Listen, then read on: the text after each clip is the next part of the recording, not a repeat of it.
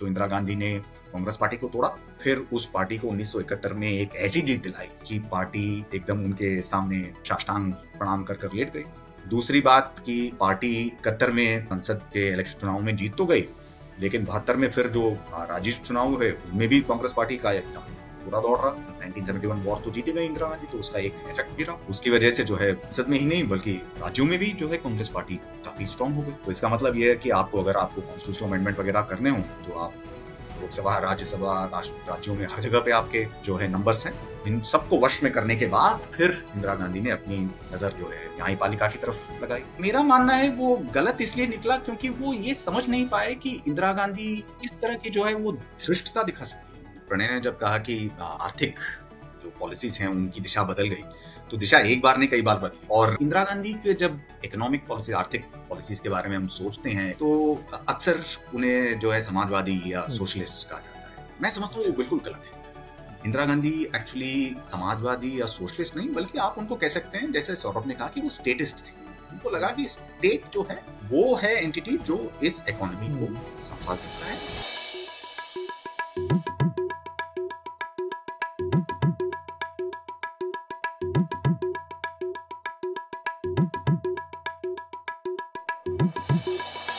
Hello Saurabh, कैसे हैं आप? बस एकदम बढ़िया। ख्याति, क्या हाल चाल है? हालचाल तो ठीक ठाक है। इस साल वैसे हम 2025 में हैं और इस साल इमरजेंसी के 50 साल पूरे हुए हैं। तो हमने काफ़ी समय से काफ़ी डिस्कशन किया, लेकिन इमरजेंसी पे हमने कभी इतनी डिटेल में चर्चा नहीं हुई है जहाँ तक मुझे याद है। तो क्यों ना इस विषय को और कोई ऐसी किताब को जो इन सालों और क्यों इमरजेंसी बनी, क्या थे वो कारण और उसके बाद क्या हुआ, ये पूरी जो चीज़ है उसमें जाए और डिटेल में डुबकी लगाएं। आपको क्या लगता है? बिल्कुल, बिल्कुल शानदार समय था वो। मतलब भारत के लिए तो काफ़ी ट्रांसफॉर्मेशनल था, काया पलट हुई कई चीज़ों में। तो उसी विषय पर बात करते हैं, और एक ऐसे व्यक्ति से जिन्होंने एक नहीं 2 किताबें लिखी है उस काल के पर। तो बहुत बहुत स्वागत है इतिहासकार, जाने माने इतिहासकार श्रीनाथ राघवन का पुलियाबाजी में। श्रीनाथ, स्वागत है आपका। शुक्रिया प्रणय, शुक्रिया ख्याति। तो श्रीनाथ, तो मतलब जैसा ख्याति कह रही थी, ये जो पूरा वो दशक था उसमें बहुत सारी चीज़ें हुई, और आपकी किताब का टाइटल भी है Indira Gandhi and the years that transformed India. तो उसी से जुड़ी हुई कई सारी बातें करनी है। क्यों आप कहते हैं कि उन वर्षों में भारत का काया पलट हुआ, किस तरीके से हुआ, वगैरह वगैरह। तो शुरुआत वहीं से करते हैं, क्योंकि किताब ये भी है इंदिरा गांधी की जो पॉलिटिकल लाइफ है वो कैसे बदली, उसके बारे में भी है। तो शुरुआत वहीं से करते हैं, क्योंकि आप एक सेंटेंस है शुरुआत के चैप्टरों में कि वो जब साल थे जब इंदिरा गांधी बन रही थी प्रधानमंत्री, तब काफ़ी आपदाएं थी। 3 आपदाओं की बात करते हैं आप। एक वर्चस्व की आपदा थी, क्राइसिस ऑफ हेगेमनी। एक प्रतिनिधित्व की आपदा थी, क्राइसिस ऑफ रिप्रेजेंटेशन। और एक गवर्नेंस की आपदा थी, मतलब राजकरण की आपदा। तो क्या समय था वो, उसका कुछ वर्णन कीजिए ना, जिससे कि हमें समझ पाए कि उस वक्त का थोड़ा एक फ्लेवर मिल पाए हमें। जी बिल्कुल। नहीं, जब इंदिरा गांधी प्रधानमंत्री बनी 1966 जनवरी में, तो उस समय का माहौल आप देखिए। पहले तो ये चीज है कि उस समय की जो निकटतम आपदाएं थी, जैसे कि फूड क्राइसिस चल रहा था उस टाइम पे, 2 बार बारिशें इंडिया में फेल हो गई, तो उससे जो है खाने पीने में लोगों को मिलने में दिक्कत हो गई। हम अमेरिका से जो है अनाज भारत में लाते थे, उस पर भी पाबंदियां शुरू हो गई। तो जॉनसन एडमिनिस्ट्रेशन ने भी भारत को कहा कि आप ग्रीन रेवोल्यूशन टेक्नोलॉजीज की तरफ आप बढ़िए, ताकि आपकी जो फूड प्रोडक्शन है उसमें कोई बढ़ोतरी हो।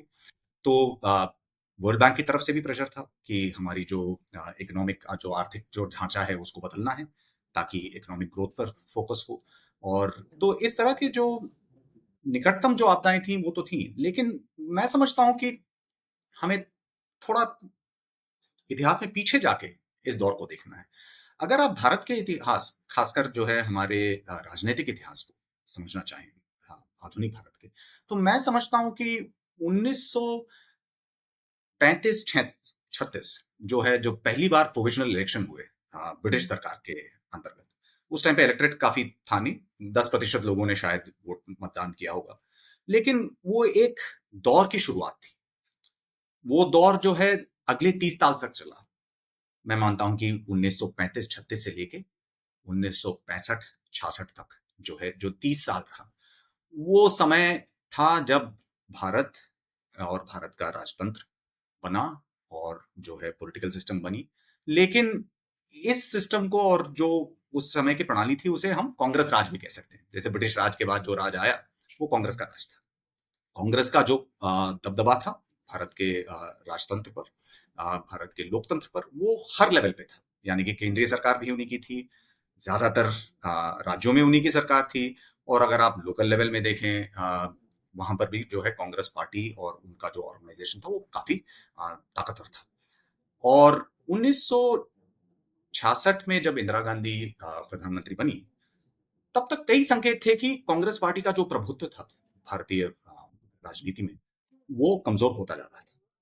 और उसके लिए कई चैलेंजर्स उभरे थे, कई विपक्षीय नेता थे, कई विपक्षीय दल बन चुके थे, वो एकजुट होने के लिए, एकमत होने की कोशिशें भी कर रहे थे।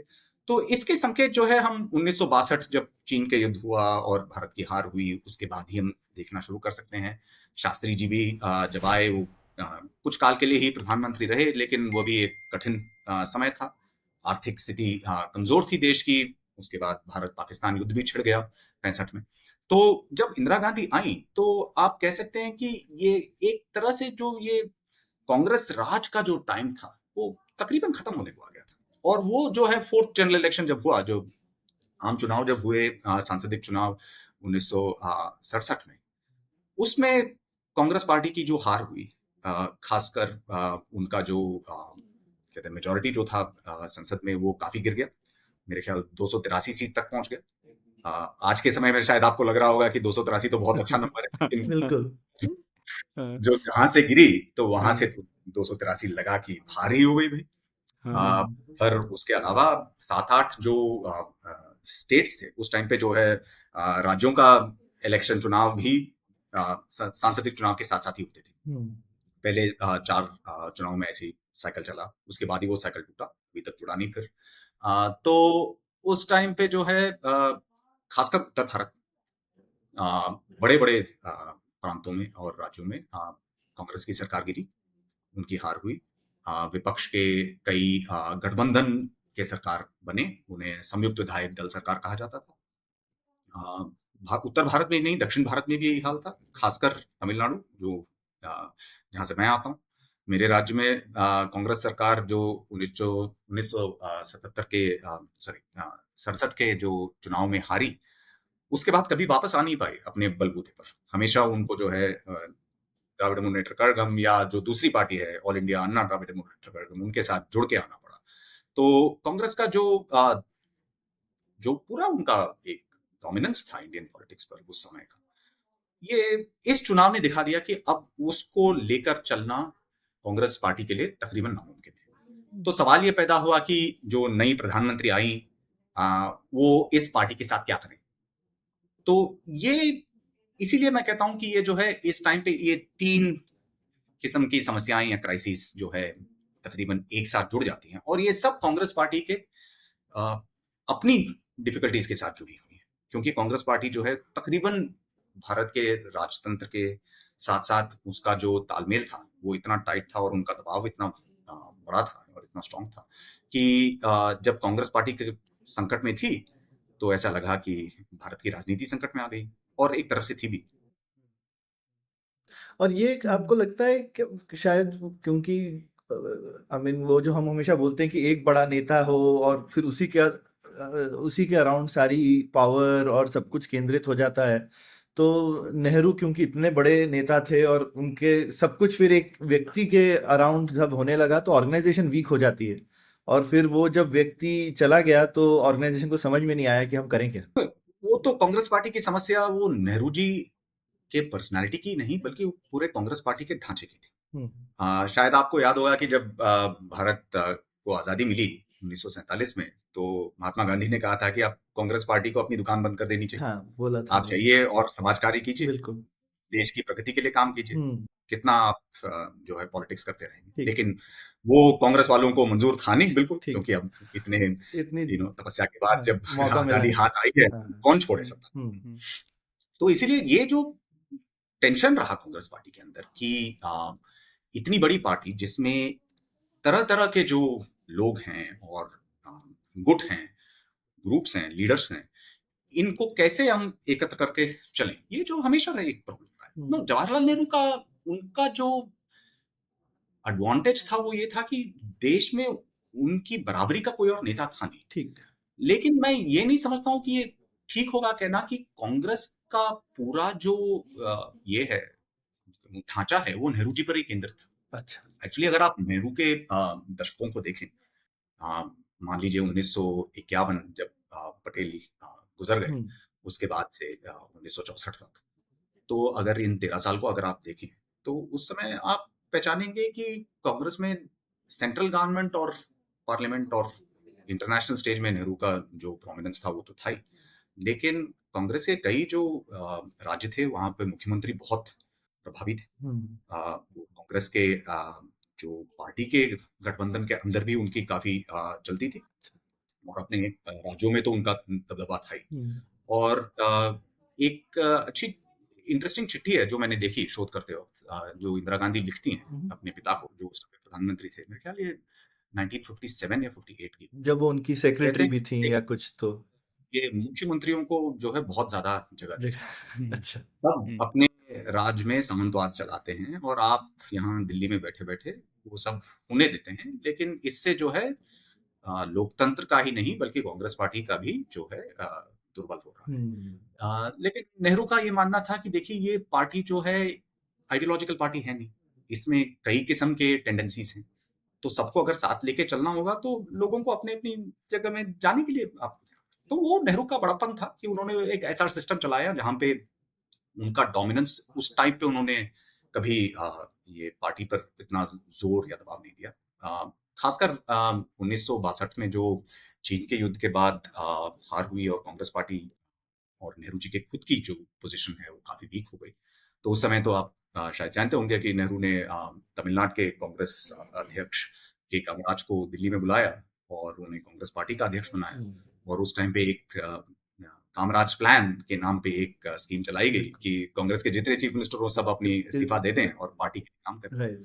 तो ये नेहरू जी के पोजीशन को सख्त करने की के लिए भी एक तरीका था। तो ऐसी बात नहीं है कि उनको पॉलिटिक्स की जानकारी नहीं थी, लेकिन वो चाहते थे कि ये पार्टी एक आदमी की तरफ केंद्रित ना हो, जो वो चलते चलते बन गई इंदिरा गांधी के ईयर्स में। श्रीनाथ, आपने अपनी किताब में डिस्क्राइब किया है कि इंदिरा गांधी ने एक सीजरिस्ट मोड ऑफ डेमोक्रेसी चलाई, तो ये सीजरिस्ट मोड क्या है एग्जैक्टली और आप उनके राज्य को इस तरह से क्यों डिस्क्राइब करते हैं? हाँ, तो ये सीजरिस्ट या कैसरवाद जिसे आप कह सकते हैं, ये एक पर्टिकुलर पॉलिटिकल स्टाइल का नाम है। ये टर्म मैंने इस कॉइन नहीं किया है, ये काफी 1970 के दशकों में जिन दशकों की मैं बात कर रहा हूँ, अगर उस टाइम पे अगर आप पॉलिटिकल साइंस वगैरह के लेख देखें, भारत पर ही नहीं बल्कि कई अन्य देशों पर भी ये कैसरवाद का जो शब्द है ये काफी इस्तेमाल होता था। ये एक तरह का जो है आप कह सकते हैं कि एक तरह की पॉलिटिक्स है, एक जो जूलियस सीजर जो कि एक तानाशाह थे, लेकिन लोकप्रिय तानाशाह थे, is known as a popular dictator, लोगों के तानाशाह थे वो, उनका पावर जो है तानाशाही का वो लोगों से आता था, रोम के सेनेट या उसके जो इंस्टीट्यूशनल स्ट्रक्चर से नहीं आता। तो ये सीजरिज्म का ये मायना हुआ, आप लेके चलिए कि भारत में जब संसदीय लोकतंत्र बना, उसकी प्रणाली लगी, तो एक ये सिस्टम बना जहां पर प्रतिनिधियों का महत्व है या रिप्रेजेंटेशन जिसे हम कहते हैं कि ये इंपॉर्टेंट बन जाता है। तो सांसदीय लोकतंत्र में प्रतिनिधि हैं, आपका संसद है, आपकी पार्टियां हैं, ये जो इंस्टीट्यूशनल ढांचा है ये इसी से जो है लोकतंत्र चलता है। ये जो है सिस्टम हमने ब्रिटेन और अन्य सांसदीय लोकतंत्रों से लिया और इसी को हमने पहले जो है 20 साल 25 साल तक भारत में चलाने की कोशिश। और जैसे मैंने कहा कि नेहरू भी जहां तक हो सके वो अपने, इनफैक्ट नेहरू ने एक लेख भी लिखा था आई थिंक 1935 या उसके बारे में, ये कहते हुए कि भारत में किसी भी हालात में सीजरवाद को नहीं आने देना अच्छा। चाहिए, क्योंकि वो खुद ही काफी पॉपुलर होते थे उस हाँ। समय में। हम्म। तो उन्होंने वो लेख पे नहीं, एक अपने चाणक्य, नाम पे। हाँ, हाँ। हाँ। तो वो एक काफी इंटरेस्टिंग एपिसोड है। लेकिन जो ये जो सीजरवाद है, ये बेसिकली आप कह सकते हैं कि इस प्रतिनिधि लोकतंत्र की प्रणाली को, जहां पर संसद का महत्व और पार्टियों का महत्व है, उसको दरकिनार कर एक व्यक्तित्व और एक व्यक्तिगत तौर पर जो है लीडरशिप लोगों के साथ जुड़ने की कोशिश करती है। ये इंस्टीट्यूशंस को बाईपास कर कर एक तरह से उनको उनका महत्व जो है कम होता रहता है, और डायरेक्ट अपील जिसे कहते हैं आप लोगों से, वो एस्टैब्लिश करने की एक प्रणाली है, उसे हम सीजरवाद कहते हैं। और ये ऐसे समय पे इतिहास में अक्सर उभरती है, और ये इटालियन मार्क्सवादी एक थिंकर हैं एंटोनियो ग्राम्शी, उन्होंने कहा था कि सीजरवाद अक्सर ऐसे समय पे आता है जब स्थापित पॉलिटिकल पार्टियां अपने सामूहिक जो उनके रूट्स हैं, उन पर वो कब्जा उनका जो है कम होता जाता है, जब उनके सोशल बेसिस वीक हो जाते हैं। और अगर आप देखें तो 1967 का जो इलेक्शन था, उसमें कांग्रेस पार्टी के साथ तकरीबन यही हुआ। कांग्रेस पार्टी की हार जो थी, चाहे वो नॉर्थ इंडिया में हो या तमिलनाडु में, वो हुई इसलिए क्योंकि काफी ऐसे जो है सामूहिक दल थे, जातियां थी, खासकर किसान जातियां, उच्चतर ओबीसी जातियां, यादव, तमिलनाडु में भी ओबीसियों की पार्टी थी, द्रविडियन पार्टी। तो इन जो सोशल ग्रुप्स थे, ये लोग कांग्रेस से हट गए, और इन्होंने या तो अपनी खुद की पार्टियां चलाई या अन्य पार्टियों से जाके जुड़ गए। इसी से जो है कांग्रेस वीक होती गई, और 1967 का इलेक्शन हुआ। तो आप कह सकते हैं कि जो 1967 के इलेक्शन में जो कांग्रेस की हार हुई, उससे इंदिरा गांधी खुद तो कमजोर हुई, लेकिन उनको ये भी लगा कि अगर पार्टी को आगे ले जाना हो तो ये पुराने तौर तरीके से नहीं हो सकता।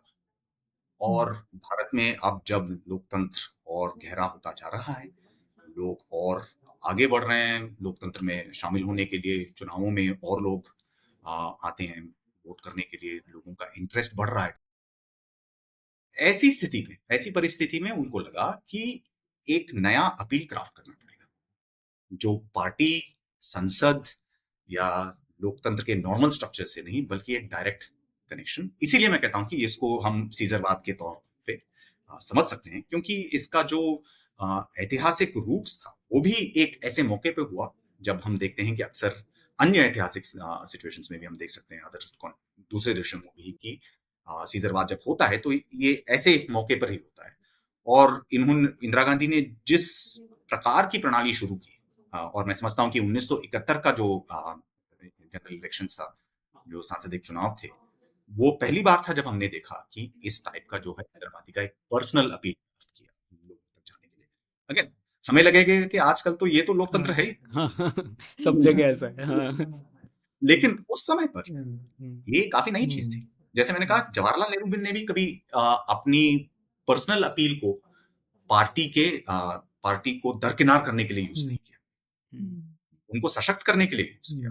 लेकिन कभी उनको ये नहीं लगा कि पार्टी को हम हटाकर या संसद को हटाकर और संसदीय प्रणाली को हटाकर जो है डायरेक्टली एक पॉपुलर अपील के तौर पर हम गवर्न करेंगे। उन्होंने कभी ऐसा नहीं किया, लेकिन इंदिरा गांधी ने 71 से जो है उस टाइप की पॉलिटिक्स भारत में इंट्रोड्यूस की। इंटरेस्टिंग, आपने हिंदी में कैसरवाद वर्ड भी यूज किया, मुझे नहीं पता था इसको कहते हैं, क्योंकि सेम ही रूट होते हैं। काइजर जर्मन में बोलते हैं, सीजर अंग्रेजी में बोलते हैं, पर हिंदी ने जर्मन वर्ड अडॉप्ट किया है। ये इंटरेस्टिंग चीज है। यूजली तो हम सारी अंग्रेजी वाली दुनिया से वर्ड्स अडॉप्ट करते हैं, पर ये वर्ड हमने जर्मन ले लिया। हाँ, लेकिन इसका भी एक ऐतिहासिक एक ये है, जब क्वीन विक्टोरिया जो ब्रिटेन की रानी थी, उनको एम्प्रेस ऑफ इंडिया बरकरार किया गया, मेरे ख्याल लेट 19th सेंचुरी में जब हुआ, तब उनको एक अलग टाइटल दिया गया, कैसर हिंद बोला गया था उन्हें। राइट। तो ये सीजरवाद या कैसरवाद जो है, ये शब्द वहीं से आता है। तो ये जुड़ी हुई है कि उस टाइम पे भी उस टाइप का एक अपील था कि प्रेस काइजर बोले। पर विडंबना देखिए ना कि सीजर को तब समझा जाता था कि वो एक अथॉरिटेरियन थे, पर अब उसके बाद मतलब शेक्सपियर की कहानियां वगैरह वगैरह के बाद आजकल कोई जब सीजर के बारे में सुनता है तो जनरली पॉजिटिव एनोटेशन ही होता है सीजर नहीं, का। वो पॉजिटिव कनोटेशन इसलिए है क्योंकि ये सीजरिज्म जो है ये एक एम्बिगुअस टाइप का एक पॉलिटिकल आइडिया है, क्योंकि इसमें एक तरफ तो है कि ये डेमोक्रेटिक है, लोकतांत्रिक है, क्योंकि आप लोगों के साथ और अपना जुड़ना चाहते हैं, एक तरह का अपील बनाना चाहते हैं, तो उसमें लोकतंत्र में और जो लोकतंत्र के प्रति जो लोग हैं उनको क्या आपत्ति पर हो सकती सीजर ने है तो कि लोकतंत्र आप लोगों के खत्म किया साथ। था रोम का, लेकिन हाँ, लोकतंत्र किस टाइप का खत्म किया था कि वो जो सेनेट और जो पार्लियामेंट वाला पार्लियामेंट था। और जो हाँ उनका उनको हाँ। दरकिनार। तो ये जो है धोरीधार है। हम्म, और मेरा ये मानना है कि इंदिरा गांधी ने जो 1971 के चुनावों में जो प्रणाली शुरू की, वो तकरीबन आज तक हम भारत के राजनीति में देख सकते हैं, और यही यही सिक्का है हमारी राजनीति का। और मैं इससे सिर्फ केंद्रीय राजनीति का नहीं, आप हर राज्यों में देख लीजिए।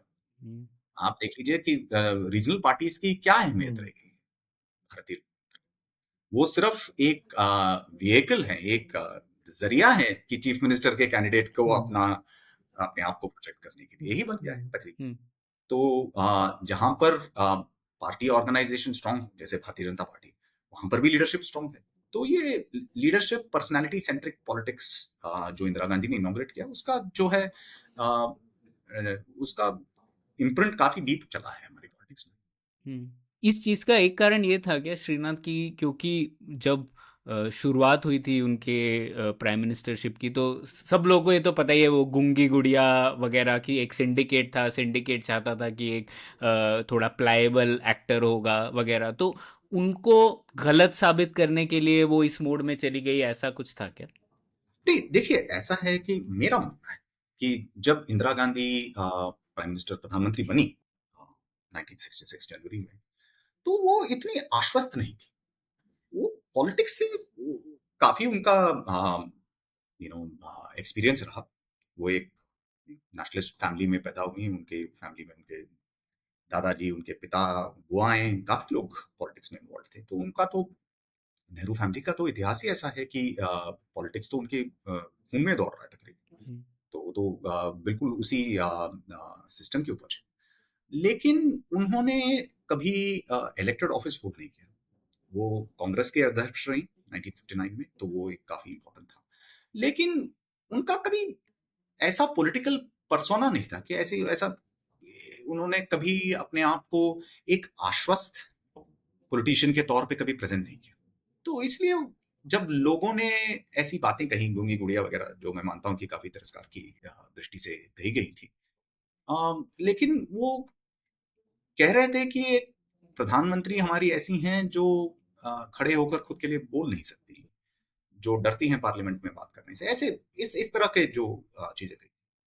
वहां पर जो है उन लोगों ने और इंदिरा गांधी के पार्टी के लोगों ने, जैसे आपने कहा कि कांग्रेस के ही लीडर्स थे, सिंडिकेट वगैरह, लेकिन विपक्ष के नेता भी थे जिन्होंने ऐसी बातें कही, या ऐसा उन्होंने एक आकलन किया कि ये एक वीक प्राइम मिनिस्टर हैं, ये कर नहीं पा रही है। उनका जो मापना था वो बिल्कुल गलत निकला। और मेरा मानना है वो गलत इसलिए निकला क्योंकि वो ये समझ नहीं पाए कि इंदिरा गांधी किस तरह की जो है वो धृष्टता दिखा सकती है, किस तरह का उनकी जो दिलेरी थी रिस्क लेने की और ऐसी चीजें करने की, जो मेरे मायने में कोई और उस समय का राजनीतिक व्यक्ति सोच भी नहीं सकता था कि ऐसी चीज होंगी। मान लीजिए जैसे 1969 में इंदिरा गांधी ने कांग्रेस पार्टी को ही तोड़ दिया। तो उस टाइम पे जब उन्होंने कांग्रेस पार्टी को तोड़ा, तो लोग कांग्रेस पार्टी में नहीं बल्कि बाहर भी एकदम अचंभित हो गए कि ऐसी चीज हो सकती है कि भारतीय राष्ट्रीय कांग्रेस को ही तोड़ दिया जाए। हाँ, तो उस टाइम पे जेबी कृपलानी, जो एक समय में कांग्रेस के अध्यक्ष होते थे, बाद में कांग्रेस छोड़ दिया उन्होंने और सोशलिस्ट पार्टी जो है संयुक्त सोशलिस्ट पार्टी के साथ थे। वो काफी साल पॉलिटिक्स में थे और उन्होंने ऑपोजिशन लीडर होते हुए भी उन्होंने कहा कि कांग्रेस के नेताओं को चिंतन करना चाहिए, आपस में मिल बैठकर बात करनी चाहिए और पार्टी को फिर से एक करना चाहिए, क्योंकि लोगों को कभी लग ही नहीं सकता था कि कांग्रेस पार्टी टूट जा सकती। तो इंदिरा गांधी ये करने को तैयार थी, तो उनकी जो दृढ़ता थी वो उसको लोग, और खासकर उनके एसोसिएट्स भी, और लेकिन उनके जो विपक्ष के दलों के नेता थे और उनके जो क्रिटिक्स थे, वो कभी समझ नहीं पाए, उनकी दिलेरी कभी समझ नहीं पाए। उनका जो उनका कॉन्फिडेंस बढ़ता गया जैसे उनके उनके सामने सिचुएशंस आते गए। और लीडरशिप तो यही होता है कि आप मौके पर अगर आप ऐसी चीजें कर सकें जो आपके ओपोनेंट्स समझें कि नामुमकिन हो, वो फिर आपको एक अलग तरीके से लीडरशिप में रोल में डाल देते हैं, और यही हुआ। वो प्रेसिडेंट से तो नहीं डरती थी। और वो मेरे को लगता है उनको, जैसे आपने कहा ना, गूंगी गुड़िया तिरस्कार, मतलब वो उस समय 50 साल की थी। कभी कभी ऐसे लोगों को लगता है ना कि कोई बच्ची होंगी वो क्योंकि इतने साल भी रही। अरे मतलब वो एक कोई 50 साल की महिला को आप ऐसे बोलें कि गूंगी गुड़िया, मतलब आप ऑलरेडी 30 साल से ज्यादा करियर आपका इन वे पॉलिटिक्स में रह चुका है तब तक। नहीं वो बिल्कुल, लेकिन वो तो वो कांग्रेस पार्टी की पेट्रियार्की जो थी, वो उनका जो हाँ, पितृत्व का जो पूरा ढांचा था, वो तो था ही। वो इंदिरा गांधी अच्छी तरह समझती थी कि ये किस टाइप की पार्टी है, और कांग्रेस पार्टी ही नहीं बल्कि मैं समझता हूँ कि भारत की राजनीति ही उस टाइम ऑफ पे कोर्स, पेट्रियार्कल बिल्कुल। राजनीति, जहाँ पे एक महिला प्रधानमंत्री को इतने तिरस्कार से लोग कहते थे ना, उनकी हम पार्टी में। काफ़ी बार ऐसे खुश हो जाते हैं ना कि अरे हमारे देश में तो महिला प्रधानमंत्री रह चुकी है, जबकि अभी भी अमेरिका में नहीं हो पाया है, राइट? महिला प्रेसिडेंट नहीं हो पाया, पर अगर हम उनके ये लेयर्स के नीचे देखें तो वो सिलेक्शन भी कुछ और रीज़न से था ना, एक तरीके से। नहीं बिल्कुल, नॉट और इसीलिए जो है इंदिरा गांधी उनके पूरे जो पॉलिटिकल करियर में लोग कहते थे कि अप्रोचेबल नहीं है, बात नहीं करती।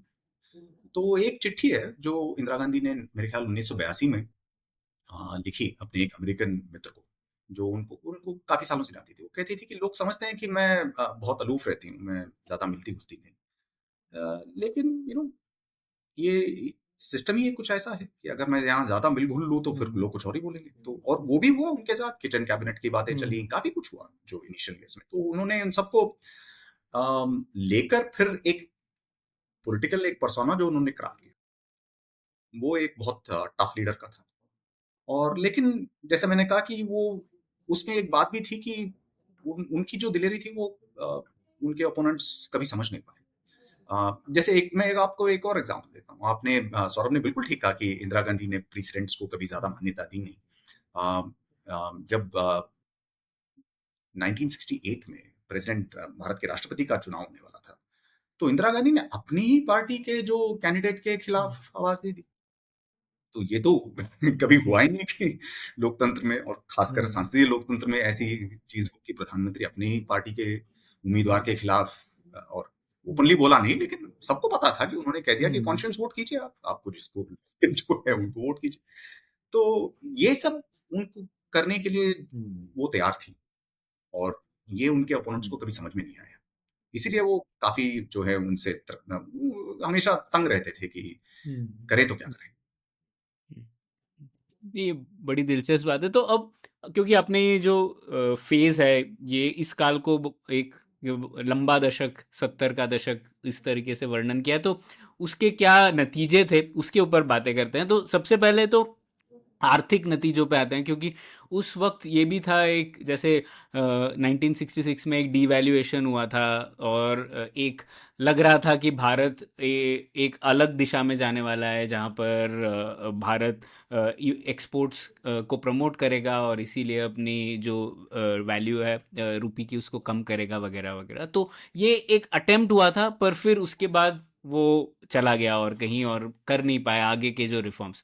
और कुछ ही सालों में फिर हम नेशनलाइजेशन वगैरह की और राष्ट्रीयकरण की ओर मुड़ जाते हैं, सरकारीकरण हो जाता है कई चीज़ों का। तो ये बदलाव कैसे हुआ, क्या था आइडिया उस 1966 तक, और वो इतना विपरीत दिशा में कैसे चला गया? और काफी सारी श्रीनाथ आपने प्रॉब्लम्स डिस्क्राइब किए हैं, उसका अलग अलग लोग पार्टी में जवाब नेशनलाइजेशन ही लेके आते हैं। मतलब अलग अलग तरीके की समस्याएं हैं, लेकिन हाँ ये बहुत और जेन्युइन समस्याएं हैं। फिर वो कहते हैं नहीं, अब हम सरकार लेकर के इसको ठीक करेगी। ये एक बार बार उनको ऐसा लगा कि ये तरीका ठीक है।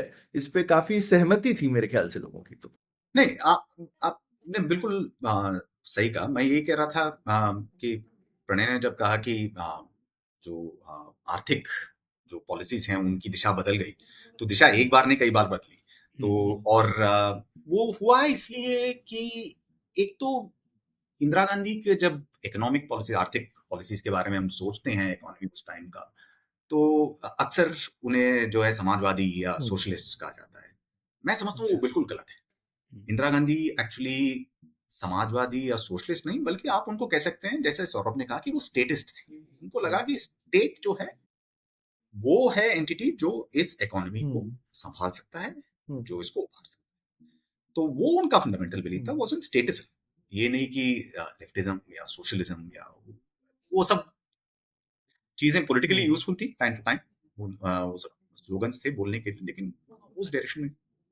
तो हुआ क्या 1966 66 में जब इंदिरा गांधी आई, जैसे हम डिस्कस किया कि ये सब इकोनॉमिक आपदाएं थी, तो उस टाइम पे वर्ल्ड बैंक और अमेरिका के सॉर्ट ऑफ दबाव में और उनसे एड की आशा में जो है हमने आर्थिक उदारवाद की तरफ एक संकेत दिया कि हम कुछ करेंगे। और उसमें पहला जो स्टेप था, उस जो पहला कदम था उस उदारवाद लिबरलाइजेशन प्रोसेस में, वो था डिवैल्यूएशन ऑफ करेंसी। उससे डिवैल्यू करेंगे तो आपका एक्सपोर्ट्स इंप्रूव होगा, बैलेंस ऑफ पेमेंट्स इंप्रूव होगा, ये सोच थी।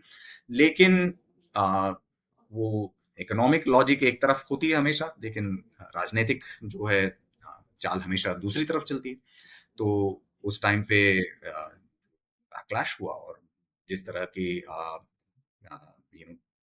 अपेक्षा की गई इन पॉलिसीज की, और कांग्रेस पार्टी में भी कांग्रेस प्रेसिडेंट कामराज ने भी खुल के कहा कि ये पार्टी को ये मंजूर नहीं है कि हम जो है अपना प्लान्ड इकोनॉमी वगैरह को छोड़कर किसी और नई दिशा में जा रहे हैं। तो ये पॉलिटिकल प्रेशर बना, जिसकी वजह से जो है इंदिरा गांधी फिर बैक ऑफ कर गए, वो पीछे हट गए, इनको ज्यादा आगे नहीं जाने दिया। और उसी टाइम पे जो है उनके और पार्टी के अन्य जो लीडर्स थे, सिंडिकेट थी, उनके बीच तनाव शुरू हो गए। 1967 इलेक्शन हुआ, उसके बाद जो हमने बातें डिस्कस की, तो इन तनावों के कारण, पार्टी के अंदर के तनावों के कारण जो है, फिर इंदिरा गांधी को लगा कि मुझे एक आइडियोलॉजिकल एक इमेज बनाना है जो पार्टी के लीडर्स से काफी अलग हो। तो तब एक जो है लेफ्ट वर्ल्ड जो पॉलिसीज है उसका दौर शुरू हुआ। उस टाइम पे इंदिरा गांधी के जो क्लोज एडवाइजर्स थे, वो तकरीबन सारे ही फॉर्मर लेफ्टिस्ट कम्युनिस्ट बैकग्राउंड के थे। पीएन अक्सर जो एक एक्चुअली डिप्लोमेट थे, फॉरेन भारत के डिप्टी हाई कमिश्नर थे लंदन में, उनको उन्होंने बुलाया प्रधानमंत्री के कार्यालय को चलाने के लिए। उसके बाद मोहन कुमार मंगलम जैसे और बाहर से कांग्रेस के साथ जुड़े हुए लेकिन फॉर्मर कम्युनिस्ट लीडर्स वगैरह शामिल किया। और उस दौर पे शुरू हुआ जो राष्ट्रीयकरण या नेशनलाइजेशन का जो फेज। तो ये फेज बैंक नेशनलाइजेशन से शुरू होता है, जो एक्चुअली एक काफी इंपॉर्टेंट चीज है, उसको हम अलग से भी डिस्कस कर सकते हैं, क्योंकि उसका जो प्रभाव है वो काफी बहुत गहरा है भारत में आज भी। मेरे ख्याल हमारे जो आर्थिक ढांचे में बैंक्स के जो राष्ट्रीयकरण हुआ उसका जो इम्पैक्ट रहा है वो बहुत इंपॉर्टेंट है। लेकिन बैंक्स के अलावा काफी और चीजें भी नेशनलाइज हुई, कोल इंडस्ट्री नेशनलाइज हुई है, वो चला। और फिर आपने मोनोपोलीज और रेस्ट्रिक्टिव ट्रेड प्रैक्टिसेस, ये बड़े बिजनेसेस को थोड़ा काबू करने में, उनको कंट्रोल करने के लिए चीजें लाई। फॉरेन इन्वेस्टमेंट को कंट्रोल करने के लिए फेरा, foreign exchange regulation act, foreign exchange management act, फेरा और फेमा, इन चीजों को लाए ताकि मल्टीनेशनल कॉर्पोरेशंस पे भी आपका जो स्टेट कंट्रोल बढ़े। और ये चलता चलता 1973 में ये इसका जो कल्मिनेशन पॉइंट था वो था कि जो वीट ट्रेड है, उसका होलसेल ट्रेड इन वीट, उसको राष्ट्रीयकरण कर लिया, उसका नेशनलाइजेशन हुआ। और उस टाइम पे काफी बैकलैश हुआ, खासकर स्टेट्स में, नॉर्थ इंडिया में। कांग्रेस के सरकारों ने और उनके मुख्यमंत्रियों ने प्रधानमंत्री से विनती की कि देखिए आपने ये जो चाल चली है, इससे कांग्रेस पार्टी को जो धक्का लगेगा, क्योंकि यही लोग हैं जो हमारी पार्टी को फंड करते हैं, हम चुनाव कैसे लड़े हैं अगर आप हमारे लोगों को ये उनका धंधा ही आप बंद करवा दें। तो फिर 7 महीने बाद ये पॉलिसी को रिवर्स करना पड़ा।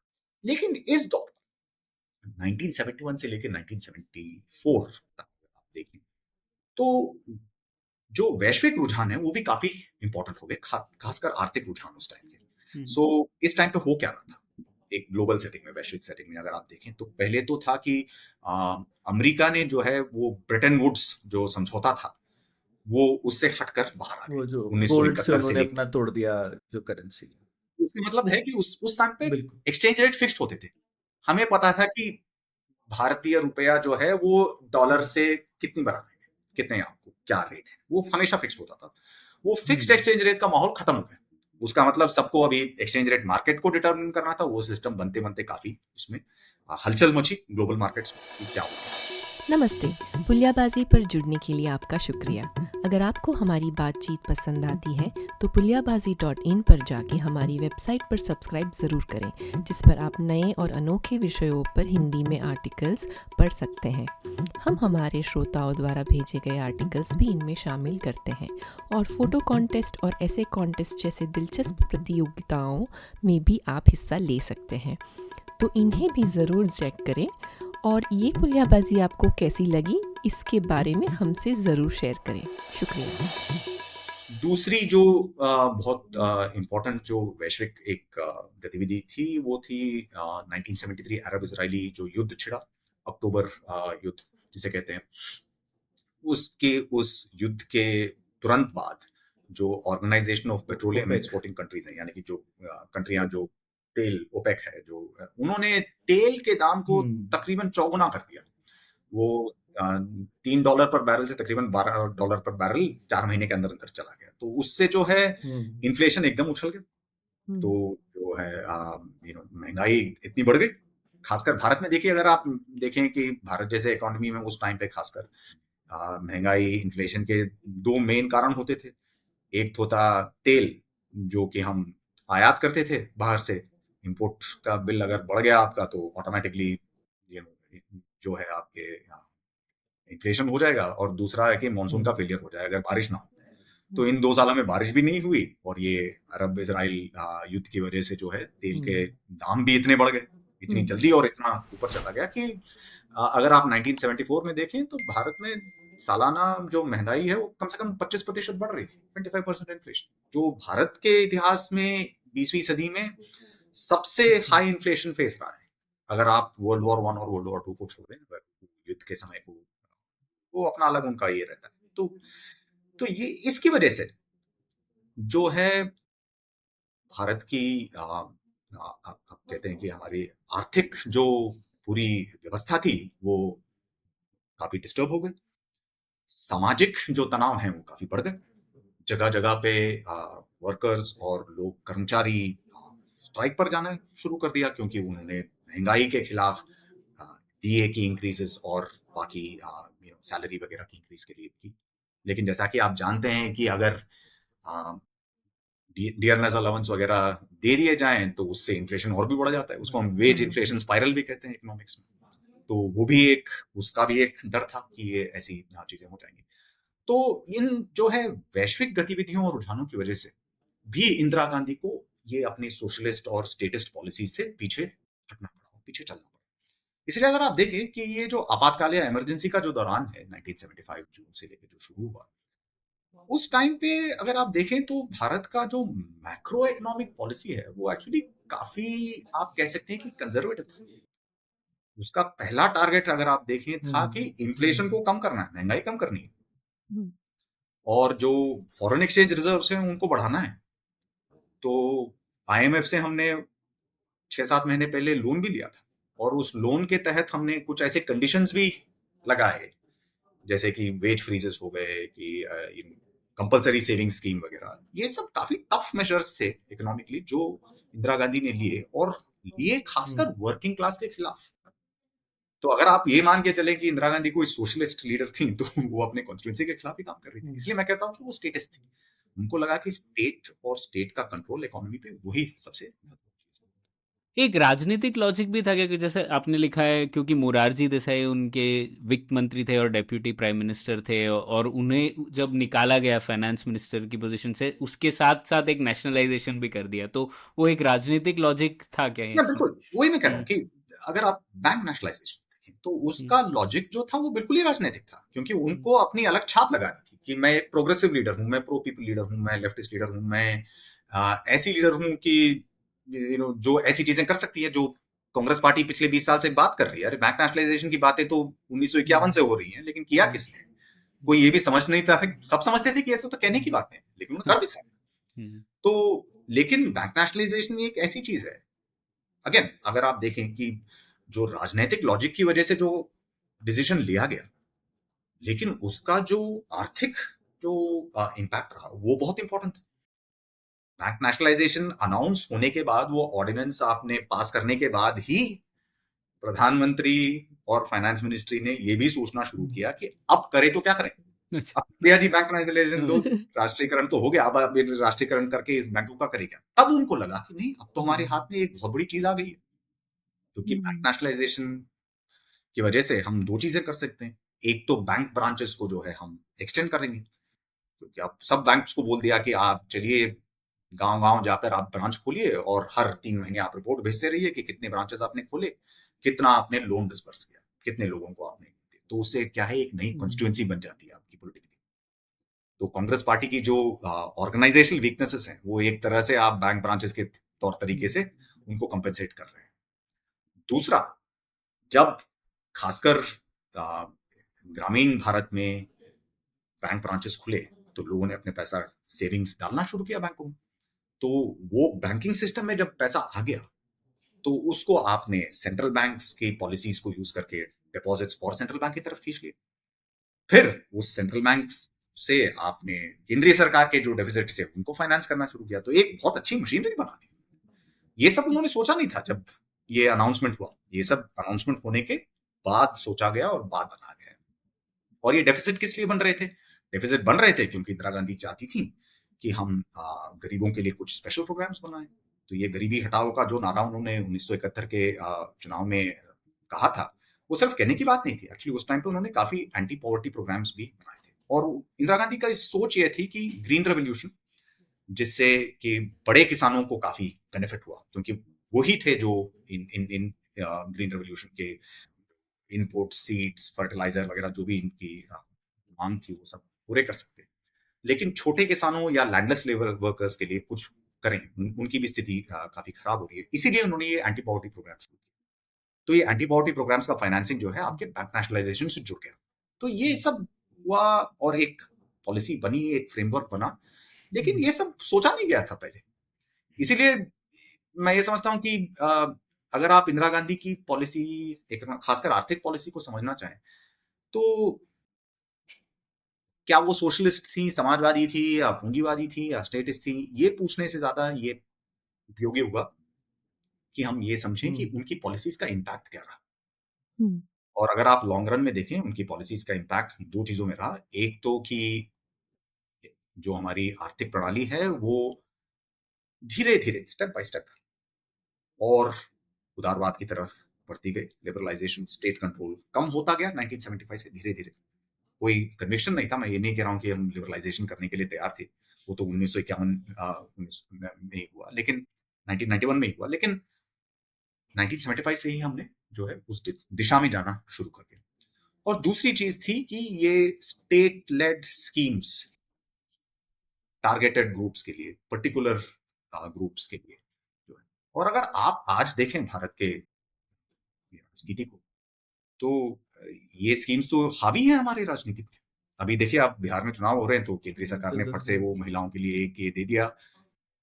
पार्टी जो है अपना लिस्ट बना चुकी है कि हम क्या करेंगे अगर हम सत्ता में आ गए, या हम जो एग्जिस्टिंग स्कीम्स हैं कितना आगे बढ़ाएंगे। ये जो पूरा फ्रेमवर्क है सोचने का कि हमारे पॉलिटिक्स और इकोनॉमिक्स के बीच में क्या रिलेशनशिप है, ये इंदिरा गांधी की देन है। आपने काफी लिखा है श्रीनाथ कि बाकी दुनिया से हम पे क्या असर पड़ा था, पर उस समय ईस्ट एशियन कंट्रीज तो थोड़ी अलग दिशा में जा रही थी जब इन्होंने किया। तो हम, क्योंकि इंदिरा गांधी का एक्सपोजर कम था ईस्ट एशिया, वो ज्यादा यूरोप यूएस की तरफ ही देखती थी, उनका रुझान नहीं था। क्या बात थी? वैसे तो वो काफी पढ़ी लिखी महिला थी और उनका इंटरनेशनल व्यू पॉइंट काफी अच्छा ही था, पर ऐसा उन्होंने वो नहीं देख रही थी कि साउथ कोरिया क्या कर रहा है, जापान क्या कर रहा है, उनकी नजर नहीं थी उस तरफ। हाँ, और मैं जोड़ दूं इससे, क्योंकि यही एक फेज था जब चीन भी अलग दिशा में जाना चाहते हैं, मतलब नॉट इवन 1978, उसके पहले भी जैसे प्राइमरी एजुकेशन में काफ़ी निवेश हुआ वगैरह वगैरह। तो जब 1978 लिबरलाइजेशन होता है तब तक चीन तैयार था एक तरीके से कई चीज़ों के लिए, जो कि भारत में नहीं हो पाया, और हम लोग स्टेट कंट्रोल लाइसेंसिंग रेजिम का एक मतलब भयावह रूप तो इंदिरा गांधी के दौर में ही आया। तो कैसे समझे इसको? नहीं, बिल्कुल। तो देखिए, ईस्ट एशिया के साथ जो कंपैरिजन है वो मेरे ख्याल उस कंपैरिजन को अगर हम प्योरली आर्थिक तौर पर देखें तो शायद गलत होगा, क्योंकि वहां पर जो है एक अंतरराष्ट्रीय एक उसका एक पहलू है जिसे पकड़ना बहुत जरूरी है। ये सारे ईस्ट एशियन कंट्रीज जो थे ये अमेरिका के एलाइज थे, अमेरिका के प्रोटेक्टरेट्स थे। देखिए, जापान में बिल्कुल अमेरिकी फोर्सेस आज तक शामिल, हम्म साउथ हम्म, कोरिया में आज तक मौजूद है अमेरिकी सेनाएं जो हैं वो स्थगित हैं। ये countries are typically they are protectorates of the United States. तो इन कंट्रीज के लिए जो है अमेरिका ने अपने मार्केट्स जिस हिसाब से खोले, जिस तरह से खोले, जैसे हाँ उन्होंने वही किया जर्मनी वगैरह के साथ में 50 के दशक में अगर आप देखें तो बिल्कुल जर्मन यूरोपियन रिवाइवल के लिए उन्होंने हेल्प किया। तो उस टाइप का जो ओपनिंग था वो मेरी समझ में तो भारत के लिए कभी अवेलेबल था ही नहीं, क्योंकि हमारी फॉरेन पॉलिसी ने ही उसको निगेट कर दिया था। तो इसीलिए इसको प्योरली एक आर्थिक तौर पर देखना मेरे ख्याल ये नहीं होगा। और इंदिरा गांधी का जो है आउटलुक, जैसे मैंने कहा कि वो देखिए, साउथ कोरिया की भी जो एक्सपोर्ट लेड इंडस्ट्रियलाइजेशन पॉलिसी थी हाँ वो भी हाईली स्टेटिस्ट ही थी। ऐसी बात नहीं नहीं है कि वहां पे स्टेटस कोई ही था नॉन हाँ स्टेटिस्ट या प्राइवेट सेक्टर, बिल्कुल स्टेटिस्ट ही थी, लेकिन वो स्टेट एक तरह से चलता था, यहाँ पे वो बना। सो एक तो वो बात थी। दूसरा, जहां तक चीन और चीन के साथ कंपैरिजन है, आप बिल्कुल सही कह रहे हैं प्रणय कि चीन में जो है उनकी कम्युनिस्ट पार्टी के जो प्रभुत्व और जो कम्युनिज्म के जो एक्सपेरिमेंट्स की वजह से प्राइमरी एजुकेशन और हेल्थ केयर वगैरह पे उन्होंने काफी ध्यान दिया। देखिए, कम्युनिस्ट पार्टीज का चीन में ही नहीं बल्कि ईस्टर्न यूरोप में हो, सोवियत यूनियन में हो, एक चीज काफी इंपॉर्टेंट था, आइडियोलॉजिकल एजुकेशन। और आइडियोलॉजिकल एजुकेशन के लिए वो समझ गए कि देखिए, अगर आपको ये करना है तो प्राइमरी स्कूल से करना पड़ेगा। तो एजुकेशन जो है वो आइडियोलॉजिकल रीजंस के लिए एक्चुअली काफी इंपॉर्टेंट थी, इंटरेस्टिंग जहां की भारत और में मुझे तो लगता है, क्योंकि जैसे अभी कुछ पेपर आए कि चीन में प्राइमरी एजुकेशन उससे भी पहले शुरू होता है, जैसे नेशनलिस्ट गवर्नमेंट भी बहुत कुछ कर रही थी। देखिए, इतिहासकारों का काम है कि आपको बताते रहे कि ये सब कुछ पहले ही शुरू हो गया है, तो वो अच्छा। तो सिलसिला चलता ही रहेगा। हाँ, तो लेकिन अगर आप बात लेके चलें तो ये है कि ये प्रोपोगंडा तो का कम्युनिस्ट पार्टी एक का एक इम्पोर्टेंट वो अचीवमेंट है था। लेकिन उनके, हाँ, प्रोपेगेंडा नहीं, वो उनको देखिए, उनको एक ह्यूमन, अगर आपको सोशलिज्म चलाना है तो सिर्फ स्टेट को बदल के काम नहीं चलेगा, सोसाइटी को बदलना पड़ेगा। हम्म, भारत में हमने जब लोकतंत्र लिया तब हमने ये तय किया कि हम उस रास्ते पे नहीं चलेंगे। उस टाइप का जो अपराटस होता है वो सिर्फ कोर्शन का ही नहीं, डंडे का ही नहीं है, ये स्कूल्स वगैरह का भी जो है काफी इंपॉर्टेंट रोल रहता है। आप देख लीजिए, भारत में अगर आप ये सवाल करें कि हमने 50 के दशक में हायर एजुकेशन पे इतने क्यों तवज्जो दी, आईआईटीज बनाना शुरू किया, ये किया वो किया, लेकिन ये आपने तो कभी प्राइमरी एजुकेशन की ही नहीं। आईआईटीज का एक अपना ये था, अगर आप इंपोर्ट सब्सटीट्यूशन इंडस्ट्रियलाइजेशन करना चाहते हैं कि आप अपने पैर पे खड़े होकर हैवी इंडस्ट्री बनाना चाहते हैं, तो आपके पास एक बहुत बड़ी डेफिसिट है, कैपिटल टेक्नोलॉजी की डेफिसिट तो है, लेकिन आपके पास टेक्नोलॉजिस्ट की भी डेफिसिट है, आपके पास इंजीनियर ही नहीं है, आप तो एंटायरली डिपेंडेंट हैं वेस्टर्न एक्सपर्टीज पे। तो अगर आप उस काबू से बाहर आना चाहते हैं और अपने पैरों पे खड़ा होना चाहते हैं, आत्मनिर्भर बनना चाहते हैं, तो पहले आपको एक इंजीनियर्स की एक काडर खड़ी करनी पड़ेगी इस कंट्री में, इसीलिए इतना था हायर एजुकेशन पे दबाव। बिल्कुल। तो बिल्कुल आप सही कह रहे हैं कि चीन जो है उन मामलों में काफी आगे गया। हेल्थ, और एक और चीज है, मैं कहूंगा कि देखिए, चीन में सोशलिस्ट माओइस्ट पीरियड के जो भी अत्याचार हुए हों, लेकिन उसने चीनी सोसाइटी को जो है फंडामेंटली काफी बदल दिया। खासकर आप अगर जेंडर रिलेशन देखें, जैसे कि महिलाओं का जो है not just education but work place में जो रोल था और जो एक्सेप्टेंस है वो भारत से उन दिनों भी और आज भी काफी अलग है। तो ये सब जो है उनके सोशलिस्ट पॉलिसीज का नतीजा रहा। इसीलिए ये देखिए, पॉलिसीज का जो लॉन्गर टर्म ऐतिहासिक उनका क्या आउटकम होगा ये हमेशा कहना थोड़ा मुश्किल है, क्योंकि काफी चीजें इंटरेक्ट हो जाती हैं। कभी ये नहीं कह सकते कि जी हमें ये करना था इसलिए हो गया, ने ये सब किया, लेकिन माओ ने चीन को ग्रेट लीप फॉरवर्ड के नाम पे अकाल में भी डाल दिया, पता नहीं कितने लोग मर गए। आप देख लीजिए, कल्चरल रेवोल्यूशन भी हुआ उस टाइम पे। वो भी एक टाइप पे हम्म, अपने खुद की पार्टी पे ही उन्होंने एक हमला बोल दिया। तो काफी चीजें होती हैं।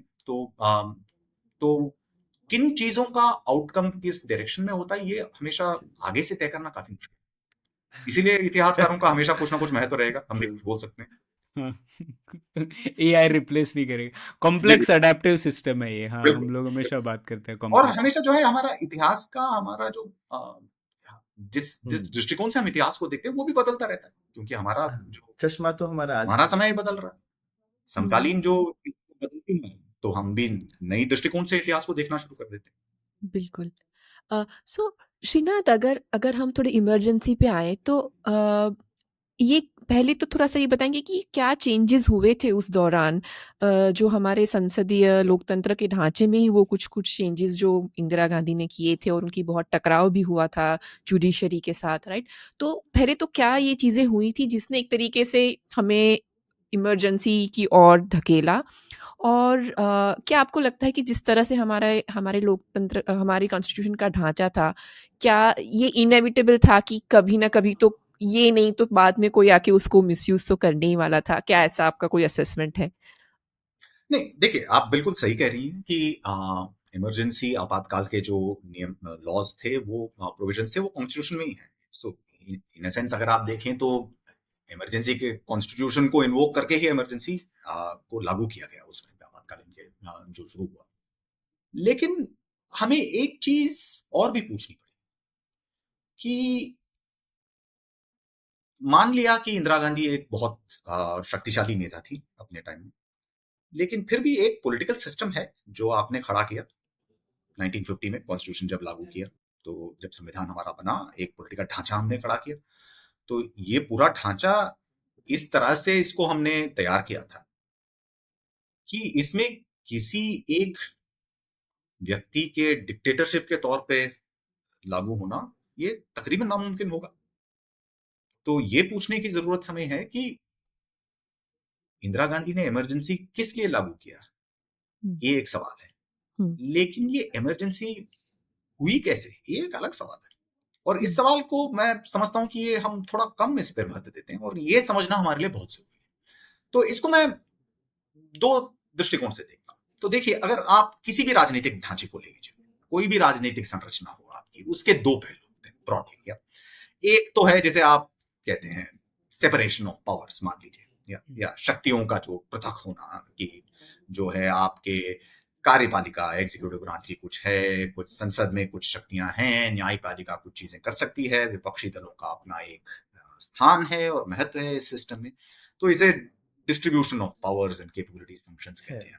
तो ये तो आपके संविधान में लिखा गया है, और इसको चलाना मुश्किल है, आसान नहीं है, लेकिन ये यही था सिस्टम जो हमने किया। तो ये एक पहलू है कि शक्तियों का जो विभाजन जिसे हम कहते हैं, या लेकिन एक दूसरा पहलू है जिसे हम अक्सर नजरअंदाज कर देते हैं, कि हर राजनीतिक संरचना में कुछ मानदंड होते हैं, कुछ नियम होते हैं, कुछ प्रक्रियाएं होती हैं। ठीक है, जैसे हम नॉर्म्स, या अगर आप इसको कहें तो इसको रूल्स ऑफ द गेम कहते हैं। मैं वो हुँ, फ्रेज यूज करता हूं मैं, कि रूल्स ऑफ द गेम यानी खेल के नियम मान के चलो। अगर आप एक मिनट के लिए सोचें कि कोई भी अगर सामाजिक गतिविधि हो, कोई भी सोशल एक्टिविटी हम करना चाहें, तो उसके लिए कुछ नियम होते हैं जो इस प्रक्रिया को गठित करते हैं। उन नियमों के बिना ये प्रक्रिया के कोई मायने ही नहीं है, वो तो समझ में नहीं आएगा कि हम कर क्या रहे हैं। सही बात। अगर हुँ, हम आज क्रिकेट खेलना चाहें, और हमारी महिलाओं ने कल जो है भारत को इतनी बड़ी जीत दिलाई, अगर उन्होंने ये मान के चला कि नहीं जी, हम तो रूल्स को नजरअंदाज कर देंगे, हम तो हार रहे हैं, कुछ भी कर देंगे जीतने के लिए, तो वो खेल तो खेल हुआ नहीं। हुँ, तो हर जो एक्टिविटी है उसके लिए जो नियम हैं जो खेल के, वो काफी हैं, और ये संविधानिक ही नहीं होते हैं। ये जो नियम, ये मानदंड ये बनते हैं, ये अक्सर अनौपचारिक भी होते हैं। और खासकर जो है जिस टाइप का राजतंत्र हमने चलाया, जो सांसदीय राजतंत्र है, पार्लियामेंट्री डेमोक्रेसी है, इसमें अनौपचारिक जो व्यवस्थाएं हैं उनकी काफी महत्व रहता है। तो ये रूल्स ऑफ द गेम जो है, ये एक और दृष्टिकोण है। तो ये दो दृष्टिकोण है। तो अगर आप देखें कि एक दृष्टिकोण से अगर आप देखें, तो आप कह सकते हैं कि 1969 से लेके 1974 तक जो है एग्जीक्यूटिव ब्रांच या प्राइम मिनिस्टर के, प्रधानमंत्री के जो कार्यालय है, उसका जो प्रभुत्व है और केंद्रीकरण जितनी शक्तियों का उसमें हो रहा था, वो तो काफी एक्स्ट्रॉर्डनरी था। एक तो इंदिरा गांधी ने कांग्रेस पार्टी को तोड़ा, फिर उस पार्टी को 1971 में एक ऐसी जीत दिलाई कि पार्टी एकदम उनके सामने साष्टांग प्रणाम कर लेट गई। कि पार्टी में कोई ऐसा कोई व्यक्ति तो छोड़िए, कोई गुट नहीं था जो प्रधानमंत्री को के आगे पूछ सवाल भी कोई करे उनकी क्या है। दूसरी बात कि पार्टी 71 में संसद के इलेक्शन चुनाव में जीत तो गई, लेकिन 72 में फिर जो राज्य चुनाव हुए उनमें भी कांग्रेस पार्टी का एकदम पूरा दौड़ रहा। 1971 वॉर तो जीती गई इंदिरा गांधी, तो उसका एक इफेक्ट गिरा। तो उसकी वजह से जो है संसद में ही नहीं बल्कि राज्यों में भी जो है कांग्रेस पार्टी काफी स्ट्रांग हो गई। तो इसका मतलब यह है कि अगर आपको कॉन्स्टिट्यूशनल अमेंडमेंट वगैरह करने हो तो आपको लोकसभा, राज्यसभा, राज्यों में हर जगह पे आपके जो है नंबर्स हैं, आप जो करना चाहते हैं। तो यानी कि जो संसद है वो भी प्रधानमंत्री के दबाव में आ जाता है। फिर उसके बाद जो है ये सब, इन सबको वश में करने के बाद फिर इंदिरा गांधी ने अपनी नजर जो है न्यायपालिका की तरफ लगाई। न्यायपालिका का प्रधानमंत्री के साथ जो है मुठभेड़ काफी दिनों से चल रहा था, 1967 से ही। खासकर ये जो है राइट टू प्रॉपर्टी के इश्यूज को लेकर ही ये काफी चल रहे थे। तो फिर इंदिरा गांधी ने 1973 में एक जब बहुत ही एक महत्वपूर्ण केस हुआ केशवानंद भारती, जिसमें सबको लगा कि सरकार के खिलाफ न्यायपालिका ने एक अपना निर्णय दे दिया है। हालांकि इतना क्लियर कट था नहीं, फिर भी लगा, और उन्होंने डिक्लेयर कर दिया कि नहीं जी, ये कॉन्स्टिट्यूशन का बेसिक स्ट्रक्चर है, इसको कोई अध्यक्ष या कोई इलेक्टेड लीडरशिप पार्लियामेंट वगैरह इसको बदल नहीं सकते। तो ऐसा लगा कि न्यायपालिका अब सुप्रीम हो गई है भारतीय राष्ट्रतंत्र में। तो फिर इंदिरा गांधी ने एक चाल चली जो पहले कभी की नहीं गई थी। उन्होंने उच्चतम न्यायालय के सबसे सर्वोच्च न्यायाधीश जो chief justice of the supreme court हैं, उनका जब चुनाव करना था, उनका चयन करना था, तो उन्होंने अगले जो पहले 2 सीनियर जजेस थे उन दोनों को जो है हटाकर और उनको अतिक्रमण कर फिर उन्होंने जस्टिस A.N. रे को चीफ जस्टिस बना दिया। तो उस एक चाल से उन्होंने दिखा दिया कि अब देखिए आप प्रधानमंत्री तो कोर्ट पर भारी पड़ी, और उसका जो है निर्णय भी आप देख सकते हैं कि निकला। 1975 में इलाहाबाद हाई कोर्ट ने इंदिरा गांधी के खिलाफ निर्णय दिया था। तो फिर इंदिरा गांधी जब अपील के लिए सुप्रीम कोर्ट तो गई ही नहीं, और उसी टाइम पे उन्होंने फिर इमरजेंसी भी लगा दी और आपातकाल का ये भी रोक कर दिया। लेकिन उसके बाद भी उन्होंने जो है इमरजेंसी के दौरान काफी ऐसे स्टेप्स लिए जिससे जो है जुडिशरी का, एग्जीक्यूटिव का जो रोल है वो काफी स्ट्रांग हो गया। जो 42nd अमेंडमेंट जिसे हम कहते हैं, उसमें काफी चीजें बनी। उसमें यही था कि एग्जीक्यूटिव और पार्लियामेंट का जो प्रभुत्व है वो न्यायपालिका के ऊपर एकदम अहम रहेगा, उसको कोई चैलेंज नहीं कर सकते। और उसको इतने तरीके से और इतने लैंग्वेज में कहा गया कि वो एक्चुअली पढ़ने लायक अपनी। तो एक तो ये हुआ कि जो ये शक्तियों की जो पृथकता थी वो खत्म हो गई, और उनका केंद्रीकरण इस समय में जो हुआ वो एक बहुत अहम चीज। लेकिन अगर आप दूसरे नजरिए से देखें इसी पीरियड को, तो ये जो रूल्स ऑफ द गेम है या जो खेल के जो नियम हैं, ये भी जो है धीरे धीरे घिसते गए।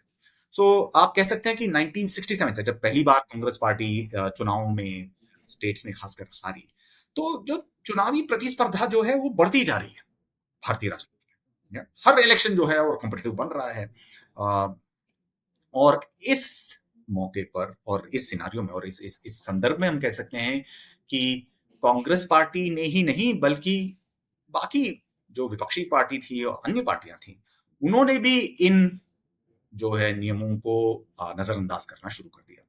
जैसे कि आप देख सकते हैं कि जब ये संयुक्त विधायक दल जो गठबंधन की सरकारें बनी, खासकर उत्तर भारत में, तो जो है विधायकों की खरीद फरोख्त तो एकदम मान लीजिए लेके चलिए कि एकदम नॉर्मल चीज थी। आज हमें लगेगा कि बिल्कुल नॉर्मल है, अरे आप क्या बात कर रहे हैं, लेकिन उस टाइम पे ये एक नया एक मोड़ था कि पहले कांग्रेस पार्टी करती थी, लेकिन अब सबने करना शुरू कर दिया। तो फिर प्रधानमंत्री भी चुप क्यों रहे, क्यों पीछे हटे। तो ये जो है ये रूल्स ऑफ द गेम का जो घिसते घिसते चली, तो इसको आप कह सकते हैं कि 1974 में जब आप अगर देखें कि जब इंदिरा गांधी के खिलाफ एक लोकतांत्रिक एक पॉपुलर एक मूवमेंट निकलता है जिसे हम जेपी मूवमेंट कहते हैं, जयप्रकाश नारायण उसकी लीडरशिप थे। तो उस मूवमेंट के अगर आप एक मिनट उसके बारे में सोचें कि वो चाहते क्या थे, वो क्या चाहते थे कि जैसे गुजरात, बिहार जैसे राज्यों में जो निर्वाचित सरकारें थी, उनको इस्तीफा देने पर वो मजबूर कराना चाहते थे। वो कह रहे थे कि इनका कोई मायने नहीं है, इनकी कोई लेजिटिमेसी नहीं है, इनको रहना ही नहीं चाहिए। तो जब आप किसी राज्य सरकार की लेजिटिमेसी को क्वेश्चन कर रहे हैं, तो आप उस सरकार को ही नहीं बल्कि पूरे सिस्टम की लेजिटिमेसी को क्वेश्चन कर रहे हैं। और यही हुआ जब इंदिरा गांधी को इलाहाबाद हाई कोर्ट ने उनके ऊपर उनके खिलाफ वर्डिक्ट दिया 1975 जून में, तब जेपी मूवमेंट ने फिर मांग छेड़ी कि प्रधानमंत्री को ही रिजाइन करना चाहिए। तो उस टाइम पे फिर इंदिरा गांधी ने इमरजेंसी से लगाकर सबको गिरफ्तार कर दिया और पूरे ऑपोजिशन को अंदर कर दिया 2 साल के लिए। तो एक तरह से आप कह सकते हैं कि ये इमरजेंसी आपातकाल का जो पीरियड है, ये मुमकिन ही इसीलिए हुआ क्योंकि ये 2 चीजें जो हैं उस आपातकाल के पीरियड से पहले ही बदल गई। एक तो केंद्रीकरण शक्तियों का प्रधानमंत्री के कार्यालय में, और दूसरा जो है ये खेल के नियमों का उल्लंघन। और ना सिर्फ कांग्रेस पार्टी और प्रधानमंत्री, उनका तो बड़ा ही योगदान रहा है इस मामले में, मैं लेके चलता हूँ, लेकिन अन्य पॉलिटिकल पार्टीज इवन जो कहते थे कि वो भारत के राजनीति को सुधारना चाहते हैं, उसको शुद्ध कराना चाहते हैं, जैसे जयप्रकाश जी थे, वो तो काफी उनको लोग देश का एक मॉरल कॉन्शियंस मानते थे, लेकिन उन लोगों ने भी अपनी ही तरह से इन नियमों को जो है उनको ढेर कर दिया, और उसका नतीजा था कि इमरजेंसी हुई। तो इसलिए मैं मानता हूं कि इमरजेंसी जो है इंदिरा गांधी की देन थी, लेकिन हमें यह भी पूछना चाहिए कि भारतीय राजतंत्र और हमारा लोकतंत्र एक ऐसी परिस्थिति में कैसे पहुंच गया कि एक व्यक्ति इतना कुछ कर पाए, और ये मेरे लिए एक बहुत महत्वपूर्ण सवाल रहा। श्रीनाथ, इसमें हमने पहले भी कई बार पुलियाबाजी में डिस्कस किया, वो 42वां अमेंडमेंट खासकर, ये मतलब इतना खतरनाक अमेंडमेंट है, हाँ, मतलब एकदम छुरा खोपने वाला। उसके बाद किसी ने उसको खारिज नहीं किया। नहीं, जनता सर पूरी तरह से जो है 42वें अमेंडमेंट को, उसके कई प्रोविजंस को उन्होंने खारिज किया। उन्होंने हाँ, बड़ा सिलेक्टिवली, ये उनको तो बोलना चाहिए था ना कि पूरा एनल कर देते हैं, मतलब भाई इमरजेंसी के टाइम पे किया तो एनल कर देना चाहिए था ना, एनल नहीं किया। लेकिन यहाँ पे जो है आप ये मान के चलना चाहिए कि राजनीति जो है वो उसकी अपनी लॉजिक होती है। तो जब मोरारजी देसाई प्रधानमंत्री बने, तो ये 42nd अमेंडमेंट के इसको रद्द करना और इसके प्रोविजंस को हटाना एक उनके लिए, एक जनता सरकार के लिए एक बहुत बड़ा अहम मुद्दा था। और उनके जो लॉ मिनिस्टर थे शांति भूषण, उनका ये सबसे मेन इंपॉर्टेंट टास्क यही था।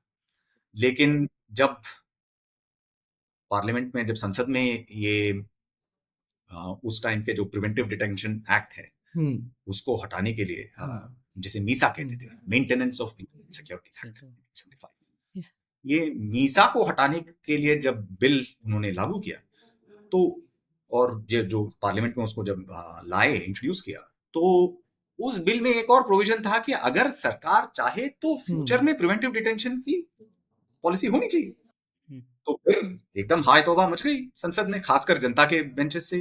तो लोगों ने कहा कि अगर इसी के लिए हम 2 साल बंद रहे तो फिर क्या होना था। तो मोरारजी भाई जो प्रधानमंत्री थे, वो एक पत्र में लिखते हैं कि देखिए, आप लोग तो ये सब कह रहे हैं, लेकिन बात यह है कि ये प्रिवेंटिव डिटेंशन तो हमारे पार्लियामेंट, हमारे कॉन्स्टिट्यूशन में, संविधान में ही इसका प्रोविजन है।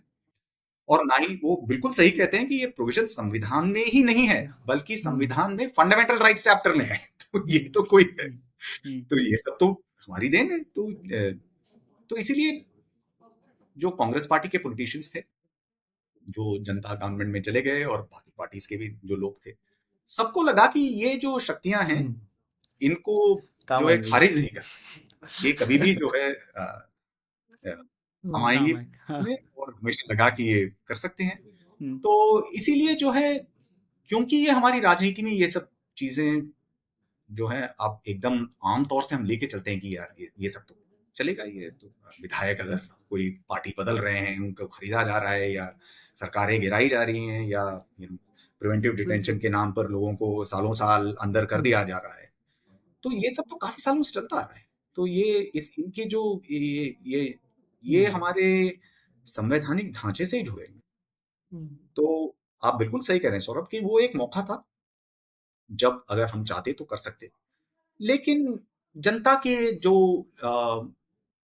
लीडर्स थे उस टाइम पे, जनता पार्टी के जो उनके लीडर्स थे, मेरा मानना है कि उनकी नजर ज्यादा इंदिरा गांधी को जो है अंदर करने में लगी रही थी, ना कि इन सब चीजों मतलब को जो है कॉन्स्टिट्यूशन सिस्टमिक क्लीन कर प्रॉब्लम्स सकते को थे, अगर fix थी भी पुरानी खामियां तो हम और उसको लिबरल बना सकते थे, पर उन्होंने किया नहीं। उन्होंने नहीं किया। क्यों उन्होंने नहीं किया? क्योंकि सभी जो राजनीतिक हैं, जो सभी पॉलिटिशियंस हैं, चाहे वो स्टेट लेवल में हो या नेशनल लेवल में हो, सभी ये समझते हैं कि इन शक्तियों का क्या प्रयोग हो सकता है।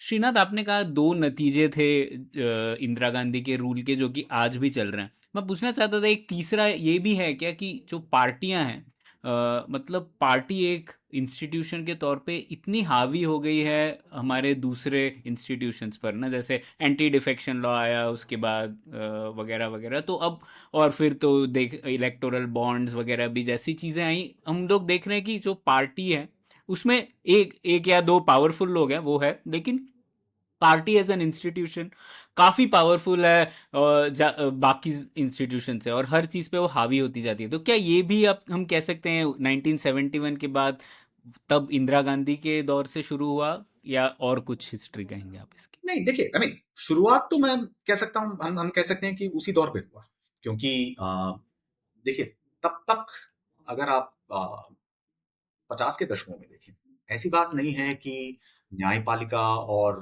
प्रधानमंत्री या संसद के बीच कोई टकराव ना हुआ हो। उस टाइम पे भी काफी हुआ, लैंड रिफॉर्म्स को लेके काफी बिल्कुल। इनफैक्ट फर्स्ट अमेंडमेंट अगर आप जानते हो, जो लाया गया, नेहरू की सरकार ने जो इंट्रोड्यूस किया, वो इन्हीं चीजों को लेकर थी कि न्यायपालिका को कैसे अपनी जगह पे बैठाया जाए। तो ये सब जो थी, लेकिन ये इंदिरा गांधी के दौर पे जो शुरू हुआ कि जो एग्जीक्यूटिव ब्रांच है, खासकर प्रधानमंत्री के ऑफिस, और जैसे आप कह रहे हैं कि बाकी इंस्ट्रूमेंट्स, पॉलिटिकल पार्टी वगैरह, बाकी जो हमारे इंस्टीट्यूशन हैं उन पर इस तरह हावी हो जाए, ये जो प्रणाली है, ये 70 के दशकों से शुरू हुई है। इसको और अगेन मैं ये कह सकता हूं कि भारत की जो राजनीति है उसमें काफी बदलाव आए हैं इंदिरा गांधी के पीरियड से। इस साल तक हमने देखा कि कोalition की सरकारें, गठबंधन की सरकारें ही चल रही थी, कोई सरकार अपनी मेजोरिटी के तौर पे तो आई नहीं। लेकिन फिर भी अगर उन दिनों भी आप देखें तो प्रधानमंत्री के जो कार्यालय है वो काफी उसका महत्व रहा है, काफी इम्पोर्टेंस रहा है। तो ये जो पावर्स हैं, इनका जो कंसंट्रेशन हुआ उस टाइम पे, उसको हम कभी वापस पुरानी दौर पे नहीं ले पाए, और ना ही हमने कभी ठीक से निश्चय किया कि अगर इस सिस्टम को नैतिक तौर पर ठीक करना है, उसको इंस्टीट्यूशनल तौर पर भी ठीक करना पड़ेगा। हमारा जो है, हमारा क्रिटिसिज्म पॉलिटिकल का हमेशा रहता है कि ये करप्ट है, ये इंस्टीट्यूशन है, लेकिन इंस्टीट्यूशनल जो प्रॉब्लम्स हैं उसको हमने कभी ठीक से लिया नहीं। और अब तो बस यही चलता है कि अब तो ये तो अगर किसी की सरकार गिराई जाए किसी राष्ट्र में, तो राज्य में, तो हम कहते हैं कि अरे ये तो मास्टर स्ट्रोक हो गया। तो ये सब तो अभी दीज आर टर्म्स ऑफ एप्रोबेशन और अप्रूवल, ये तो किसी को उस समय भी लोग तारीफ करते थे इंदिरा गांधी की जब वो ऐसा हरकतें करती थी। नहीं, देखिए, इंदिरा गांधी के दौर पे जितने प्रेसिडेंट्स रूल लागू किए गए, वो किसी और सरकार ने कभी, और किसी प्रधानमंत्री ने कभी नहीं किए, बिल्कुल। उस लेकिन समय पब्लिक भी रिएक्शन कैसा रहता था? उस समय भी उनकी निंदा होती थी और उनका क्रिटिसिज्म होता था, लेकिन जैसे आज के दौर में हमें लगता है कि देखिए, पॉलिटिक्स जो है भारत में सिर्फ 2 चीजों पर केंद्रित हो गया है, एक है चुनाव और दूसरा है पावर। तो आप या तो चुनाव जीतें, अगर चुनाव नहीं जीत सकते तो पावर का इस्तेमाल ऐसे करें कि जो आपकी हार हुई उसको भी आप मैनेज कर लें। तो ये जो हमारे पूरे लोकतंत्र का जो फोकस है, एक तरह पे वो डेमोक्रेसी ही हमारी इलेक्शंस के बारे में बन गई है। देखिए, इसीलिए मैं कहता हूँ कि अगेन ये इंदिरा गांधी के पीरियड के जो इसके 2 पहलू हैं। एक में तो आप कह सकते हैं कि भारत की डेमोक्रेसी 70 के दशक में डेफिनेटली इसका जो है डीपनिंग हुआ। भारत की डेमोक्रेसी में, हमारे लोकतंत्र में, हमारे समाज के ऐसे वर्गों, ऐसे जातियों और महिलाओं का जो पार्टिसिपेशन बढ़ा उस टाइम पे, वो लगातार चला आ रहा है, और वो हमारे लिए एक बहुत अहम चीज है। आप अगर देखें कि वेस्टर्न डेमोक्रेसीज में पॉलिटिकल पार्टिसिपेशन बहुत कम है, भारत में तो लगातार हर चुनाव में पार्टिसिपेशन बढ़ता ही जाता है। तो वो एक काफी इंपॉर्टेंट चीज है, क्योंकि लोग समझ गए हैं कि ये लोकतंत्र हमारे लिए कितनी कीमती चीज है और कितने महत्वपूर्ण चीज है। लेकिन इसका जो दूसरा पहलू है, इस सिक्के का जो दूसरा पहलू है, वो ये है कि हमारी लोकतंत्र और हमारे लोकतंत्र की सोच सिर्फ चुनावों तक ही सीमित रह गई है। उसके आगे हम सोचना ही नहीं चाहते कि इस लोकतंत्र की क्या, हमारे क्या आदर्श क्या हैं, हम करना क्या चाहते हैं इस लोकतंत्र से। ये जो डिस्कशन था एक, और देखिए भारत जब आजाद हुआ तो उससे तकरीबन 30 साल पहले तक काफी चर्चाएं होती थी भारत में कि इस देश को बनाना क्या है। उसका जो डिस्कशन का जो डेप्थ था, जो पॉलिटिकल लेगेसी थी हमारी, उसको हमने बिल्कुल उस विरासत को हटा दिया है। और मैं ये नहीं मानता कि हम you can never go back to the past. मैं इतिहासकार हूँ, सिर्फ इतिहासकार ही पास्ट में जा सकते हैं। जो राजनीति में हैं या हम जैसे जो सिटीजन्स हैं, हम लोग सिर्फ आगे ही बढ़ सकते हैं। लेकिन तो उस आइडियाज को तो हम वापस जाके हम गांधी या टैगोर या नेहरू या किसी और को जो है रीइन्वेंट नहीं कर सकते। लेकिन कम से कम उनकी जो सोच थी कि अगर भारत स्वतंत्र हो और अपने बलबूते पे खड़े हो, तो भारत किसी आदर्श के लिए खड़ा हो, किसी चीज के लिए खड़ी हो कि इसके लोगों के लिए कुछ बने और ये देश की दुनिया की कोई मिसाल बने। ये जो उनकी सोच थी वो काफी इंपॉर्टेंट थी। वो सब तो बहुत छूट गई है। अब तो बस यही है कि बस बिहार में चुनाव कौन जीतेगा, कौन सी पार्टी बनेगी, कौन किसको छोड़ के जा रहा है, किसने विधायकों को एक्सपेल किया है, बस इन्हीं चीजों पे चर्चा लगी रहती है। पॉलिटिक्स तो हमारा पूरा इलेक्टोरल पॉलिटिक्स की डिस्कशन बन गया। जी, मुझे ये चीज़ बहुत ही अचंभित करती है कि इन्होंने ये सारी चीज़ें की, उसके बाद लोगों ने मतलब ऑपोज़िशन ने भी कैसे तो करके जोड़ा और जीता इलेक्शन। लेकिन अल्टीमेटली 2-3 साल के बाद वापस जब वो चले गए, तो लोगों ने बहुत ही आसानी से मतलब उनको एक अलग विक्ट्री भी दे दी, ठीक है ना? तो मतलब क्या हमारे लोग भी मतलब इस चीज़ को शायद तब तक वो समझ नहीं बन पाई थी कि अरे ये इस इंसान ने तो कुछ 2-4 साल पहले ही इतना कुछ किया हुआ था। तो ऐसा कैसे हो गया कि वो वापस इलेक्ट होकर भी आ गई? नहीं, देखिए ऐसा है कि कोई भी चुनाव हो, ये जो सांसदीय लोकतंत्र जो हम चलाते हैं और जो भी ये चुनावों में विधायक जो चुने जाते हैं, ये तो एक लिमिटेड फील्ड है जिससे आप चूज करते हैं। ऐसा तो है नहीं कि आप चाहें कि एक्स वाई या जेड को अगर आप खड़ा करना चाहें तो आप खड़ा कर देंगे। आप अगर मतदाता हैं तो आप देख रहे हैं कि भाई बैलेट बॉक्स में किस किस का नाम लिखा हो, जी। तो उसी के हिसाब से तो चुनेंगे। तो जैसे इंदिरा गांधी जब 1977 में अपना खुद की सीट हार गई रायबरेली में, फिर उसके बाद वो कर्नाटका के चिकमगलूर में फिर उन्होंने बाई इलेक्शन जीता। तो उस बाई इलेक्शन में उनका जो नारा था उनके समर्थकों का, वो था कि एक शेरनी 100 लंगूर, चलो चलो चिकमगलूर। तो ये जो नारा है, इसमें कोई बात थी, क्योंकि इंदिरा गांधी, मान लीजिए अगर हम उनको शेरनी ना कहना चाहें, लेकिन बात ये जरूर थी कि उनके सामने जो खड़े थे वो 100 लंगूर तो थे, क्योंकि वो ना तो खुद अपना ढांचा संभाल पा रहे थे जनता पार्टी में, एक दूसरे के साथ लड़ना झगड़ना, ना तो उनका कोई सोच थी कि जैसे आप सौरभ ने कहा कि ये मौका था इंडियन कॉन्स्टिट्यूशन ऑफ डेमोक्रेसी को एक नए सेटिंग में डालने का, एक नए स्थिर में करने, लेकिन वो भी नहीं किया।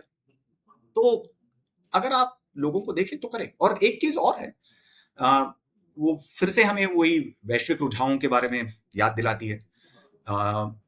1979 में 1979 में ईरान में एक क्रांति हुई, जिससे जो है ईरान के शाह के जो सरकार थी वो गिरी और एक इस्लामिक रिपब्लिक बनी। उस दौरान जो है फिर से मिडिल ईस्ट में ऑयल के प्रोडक्शन की काफी डिसरप्शन हुआ।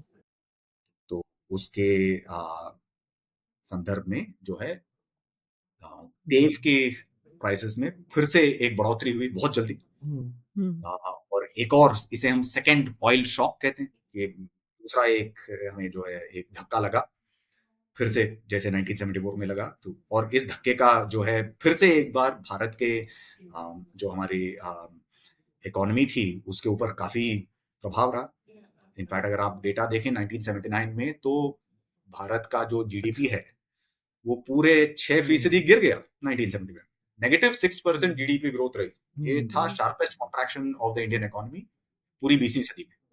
तो ये हाल था। तो इसीलिए तो जनता पार्टी के जो क्या कहते हैं, राजतांत्रिक हाल तो बेहाल थे ही, तो आर्थिक हाल भी देश के काफी बुरे हो गए। तो इसीलिए फिर लोगों को लगा कि अब बदलाव का टाइम है, तो बदलाव के लिए और कौन है, बस इंदिरा गांधी है, तो बड़ी जीत दिला दी। श्रीनाथ, आखिरी सवाल, ये तो बड़ी दिलचस्प चर्चा रही है। मेरा आखिरी सवाल ये था, क्योंकि आपने एक किताब पर 15 सालों से काम कर रहे थे, और उस दौरान आपके बीच में 1971 की एक और शानदार किताब आई थी, global history of the creation of Bangladesh. तो अगर ये किताब पहले आई होती और आप वो 1971 वाला किताब बाद में लिखते, तो क्या आप कुछ बदलाव करते कि ये किताब की रिसर्च के दौरान कुछ ऐसी चीज़ें आई क्या जिसने आपको उस बुक के बारे में चैलेंज किया कुछ? और जनरली ये किताब को पढ़ते पढ़ते आपने बताया ही कि किस तरीके से कई सारे इंस्टीट्यूशनल चेंजेस जो थे वो नहीं हो पाए, किस तरीके से हमारी डेमोक्रेसी बदली वगैरह। तो जनरली आप भारत की डेमोक्रेसी के ऊपर कैसे सोचने लगे इस किताब पर काम करते करते? तो प्रणय, बात यह है कि एक्चुअली इस किताब की जो इसकी जो बीजें बोई गई, वो 1971 बांग्लादेश की किताब के को लिखते और शोध करते दौरान जो मैंने देखा कि मटेरियल्स काफी नए अवेलेबल हैं, आर्काइव्स काफी खुल गई हैं, तो उसी को लेकर फिर मैं इस प्रोजेक्ट में आ गया। तो अगर ये बात उल्टी चली तो फिर सोचना पड़ेगा। शायद मैं 71 वाली किताब में मैंने ज्यादा वैश्विक जो दृष्टिकोण था उस पर जोर दिया। वो एक ग्लोबल हिस्ट्री थी। भारत के ऊपर तो 3-4 चैप्टर्स थे, लेकिन वो भारत पर केंद्रित नहीं थी। तो शायद अगर मैं उस किताब को आज फिर से लिखूं, ये नहीं कि मुझे लिखना है, लेकिन अगर लिखूं तो ये जो भारत की राजनीति पे जो इसका 1971 के जो युद्ध का और क्राइसिस का जो प्रभाव रहा, उसके बारे में मैं शायद 2-3 पैराग्राफ और लिख दूं और उसके बारे में ज्यादा सोचूं। तो ये एक चीज जरूर होगी। जहां तक देखिए 15 साल में तो कितनी ही चीजों के बारे में हमारा जो है हमारी राय बदल जाती है, हमारी सोच बदल जाती है। ये तो बहुत इस समय, और सोच बदलती भी इसीलिए, जैसे मैंने कहा कि देखिए इतिहासकार के लिए एक तो ठीक है कि हम समझ रहे हैं इतिहास, लेकिन वो कहते हैं ना कि सभी इतिहास एक तरीके से समकालीन इतिहास ही है। All history is contemporary history. तो पिछले 10-15 साल में हमारे देश में जो बदलाव आए हैं, तो उनसे उनका एक जो इफेक्ट होता है इतिहासकारों पर, यह है कि हम जो इतिहास में जो हुआ है उसको भी एक नए तौर तरीके से देखने और समझने की कोशिश करते हैं। हाँ। तो ये भी एक इंपॉर्टेंट चीज है। जैसे मान लीजिए अगर आप ये 2008 का जो ग्लोबल इकोनॉमिक फाइनेंशियल क्राइसिस था, उसकी वजह से इतिहासकारों ने 1970 के क्राइसिस को अब काफी स्टडी करना शुरू कर दिया है। तो मेरी किताब ने तो मेरा एक कंट्रीब्यूशन इंडिया के तौर पर रहा है, लेकिन उस पर काफी और काम है, वो मैंने साइट भी किया हुआ है किताब। तो वो एक एग्जाम्पल है कि होता है। और जैसे आप देख रहे हैं कि आजकल हम काफी डिस्कस करते हैं कि जी पॉपुलिज्म जो है एक काफी फिनोमिनन बन गई है डेमोक्रेसीज में, हर जगह हो रहा है, भारत में भी हो रहा है, टर्की में है, ये है। तो ये पॉपुलिज्म के आर्गुमेंट के को थोड़ा सा करेक्ट करने के लिए ही मैंने सीजरवाद का जो है फ्रेमवर्क यूज किया था।